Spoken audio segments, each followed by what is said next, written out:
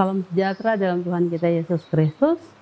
Pemirsa Tabura Injil dimanapun Anda berada, kita jumpa lagi dalam siaran Tabura Injil. Apa kabar?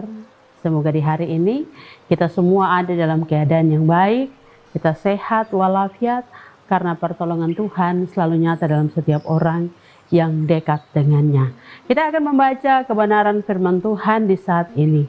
Sebelum kita membuka dan membaca akan kebenaran firman Tuhan, mari kita berdoa, kita minta tuntunan Roh Kudus. Kita berdoa. Bapa kami yang maha baik, kami bersyukur kepadamu atas pertolongan dan kasih-Mu. Engkau telah memberkati kami dalam segala hari-hari hidup, tugas dan tanggung jawab kami. Dan karena pertolongan Tuhan, kami boleh ada sebagaimana kami ada hingga saat ini.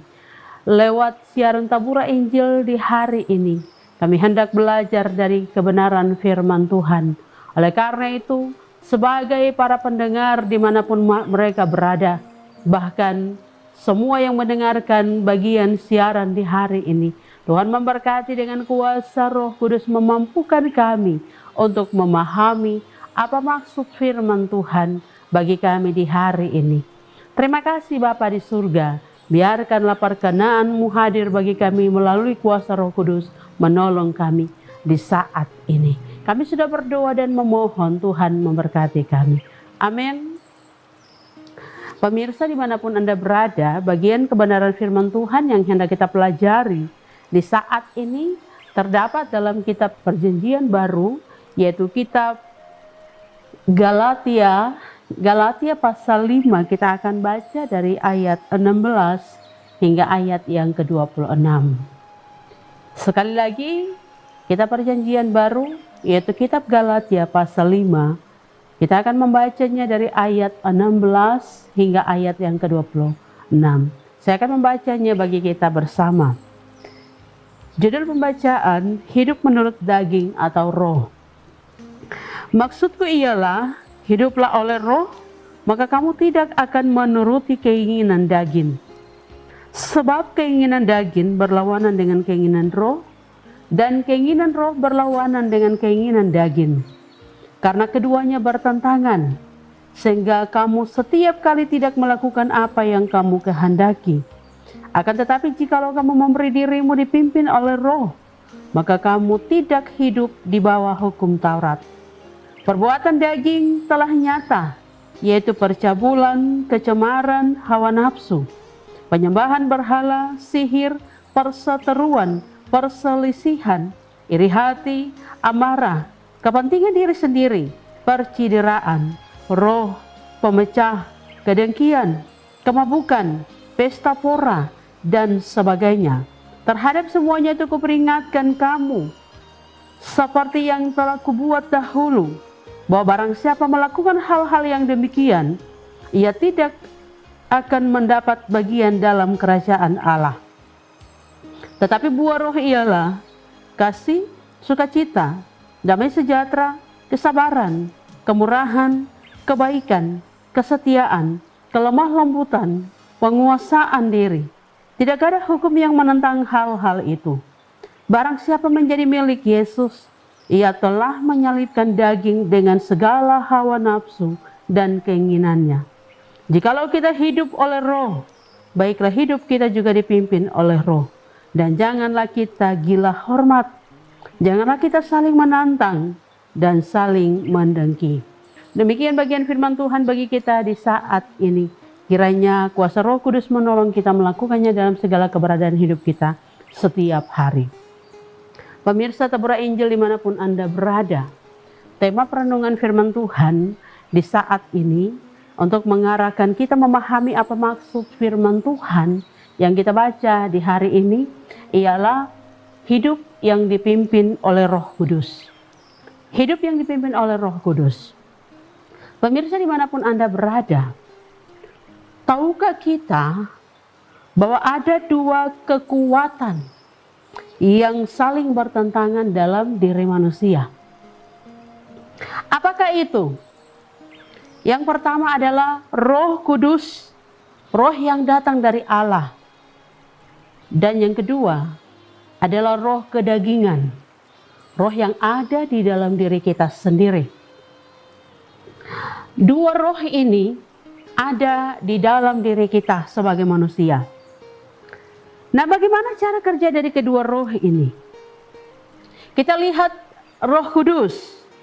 Roh Kudus atau roh yang datang dari Allah. Roh ini selalu mengarahkan kita untuk menghasilkan perbuatan yang baik. Mengarahkan kita untuk menghasilkan perbuatan yang berkenan kepada Allah. Itu kita bisa lihat pada ayat 22 dan ayat 23 bagian A menyampaikan hal itu bagi kita. Dan orientasi pekerjaan Roh Kudus adalah membangun kehidupan yang berdamai sejahtera. Membangun kehidupan yang berdamai sejahtera antara manusia, antara kita dengan Allah, antara manusia dengan sesama manusia, tetapi juga antara manusia dengan ciptaan Allah yang lainnya. Nah, itu adalah pekerjaan kuasa dari Roh Kudus yang ada di dalam diri kita. Dan kuasa yang kedua yaitu kuasa roh kedagingan. Bagaimana cara pekerjaan dari roh kedagingan dalam diri kita? Roh kedagingan atau roh yang ada di dalam diri manusia.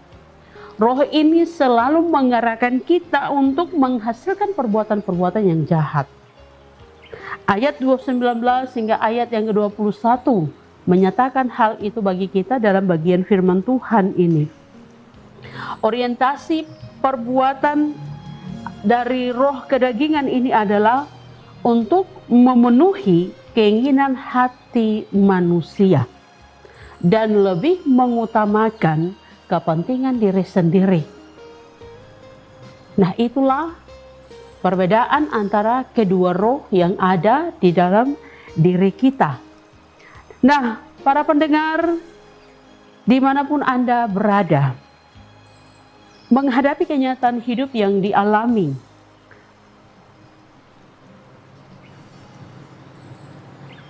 oleh manusia, maka Rasul Paulus mengingatkan orang-orang percaya di Galilea. Rasul Paulus mengingatkan orang-orang percaya di Galilea untuk menghindarkan diri dari roh kedagingan.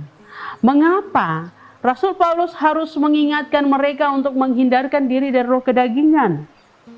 Sebab pengaruh roh kedagingan itu akan membuat manusia, relasi hidup manusia dengan Allah itu jauh. Bahkan manusia dengan manusia, relasi hubungan manusia dengan manusia tidak akan baik. Bahkan dengan ciptaan yang lain, hubungan itu akan menjadi rusak.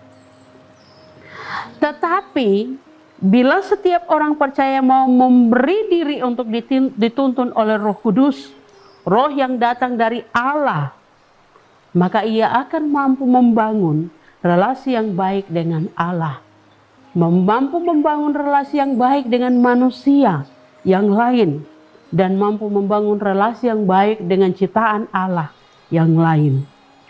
Tetapi jika dia tidak mau memberi diri dituntun oleh Roh Kudus, maka akan bukan mendatangkan kehidupan, melainkan mendatangkan sesuatu yang tidak berkenan dalam kehidupan kita yang kita tidak ingini. Nah, saudara-saudara para pendengar dimanapun Anda berada, melalui bagian firman Tuhan ini, kita dituntut untuk mewujudkan itu dengan menjadikan keluarga kita sebagai rumah doa. Jangan kita menuntut orang lain untuk melakukan hal itu. Jangan kita menyuruh mereka untuk melakukan hal itu. Mari kita memulainya di dalam diri kita. Menjadikan diri kita sebagai teladan, menjadikan keluarga kita sebagai contoh dan teladan, menjadikan keluarga kita sebagai rumah doa, di mana di rumah doa itu semua anggota keluarga berkumpul, berdoa dan beribadah kepada Tuhan. Pemirsa Tabura Injil dimanapun Anda berada, mari kita memberi diri untuk dikuasai oleh Roh Kudus. Mari kita membiarkan Allah berkuasa di dalam diri kita. Patuhilah berbagai aturan kesehatan, menjaga pola hidup yang baik, menjaga kebersihan lingkungan, dan tetap membangun solidaritas dengan sesama yang menderita. Ketika kita diperhadapkan dengan tantangan-tantangan yang ada, baik itu persoalan pergumulan kita masing-masing, tetapi juga ketika kita diperhadapkan dengan virus corona di akhir-akhir zaman ini. Mari kita memperlakukan segala hal yang diperintahkan oleh Tuhan lewat bagian firman Tuhan ini, menghadirkan Allah di dalam diri kita, menjadikan Roh Kudus berkuasa dan mengarahkan beracara dalam segala keberadaan hidup kita, agar kehidupan rumah tangga, keluarga, tugas tanggung jawab pekerjaan kita, di mana saja kita berada, kita menjadi berkat. Tuhan memberkati kita lewat firman-Nya di hari ini. Amin. Mari kita berdoa mengakhiri pelayanan firman Tuhan di saat ini. Kita berdoa. Allah Bapa yang Maha Kuasa, kami bersyukur kepadamu atas segala kasih dan pemeliharaan-Mu dalam hidup kami. Secara khusus ketika di hari ini, Engkau telah menuntun kami untuk belajar dari kebenaran firman-Mu. Kami menyadari dengan sungguh ketika kami ada di dalam dunia ini, maka kami akan selalu melakukan segala hal yang bertentangan dengan kehendak Tuhan. Oleh karena itu, biarlah Roh Kudus menolong kami sebagai umat-Mu Tuhan. Ketika firman Tuhan kami dengar, kami baca di saat ini, kami dapat belajar dari apa kata firman-Mu di saat ini, untuk mengatur, mengerahkan seluruh keberadaan kehidupan tugas tanggung jawab kami. Kami memahami tugas-tugas kami masing-masing. Dan akhirnya ya Tuhan, ketika Roh Kudus beracara dalam segala keberadaan hidup kami, kehidupan kami menjadi berkat. Terima kasih Bapa di surga, kami berdoa di saat ini bagi semua para pendengar di mana saja mereka berada. Tuhan memberkati segala pergumulan hidup mereka, tugas tanggung jawab mereka yang dikerjakan. Ada berbagai hal menjadi tantangan-tantangan kehidupan bagi mereka di zaman ini. Tetapi kami percaya dan yakin Tuhan Engkau pasti sanggup menolong kami ketika kami diperhadapkan dengan segala hal. Terima kasih Bapa di surga. Terima kasih untuk kesempatan yang telah Engkau berikan bagi kami. Dan biarkanlah kami terus ada dalam persekutuan bersama. Berkumpul bersama, beribadah, mendengarkan firman Tuhan.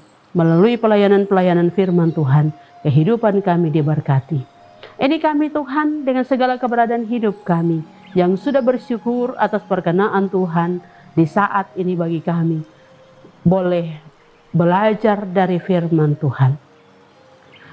Dengarlah seruan doa kami Tuhan di saat ini, yang kami sudah naikkan kepadamu, dan percaya dan yakin pertolongan Tuhan nyata dalam segala keberadaan hidup kami. Amin. Demikian telah kita ikuti bersama siaran Tabura Injil, dan kita telah belajar bersama dari kebenaran firman Tuhan. Kiranya Tuhan menolong kita melalui siaran ini. Terus saksikan siaran Tabura Injil lewat channel YouTube Klasik Siapen Selatan yang ditayangkan, didengarkan setiap harinya. Tuhan memberkati kita semua. Shalom.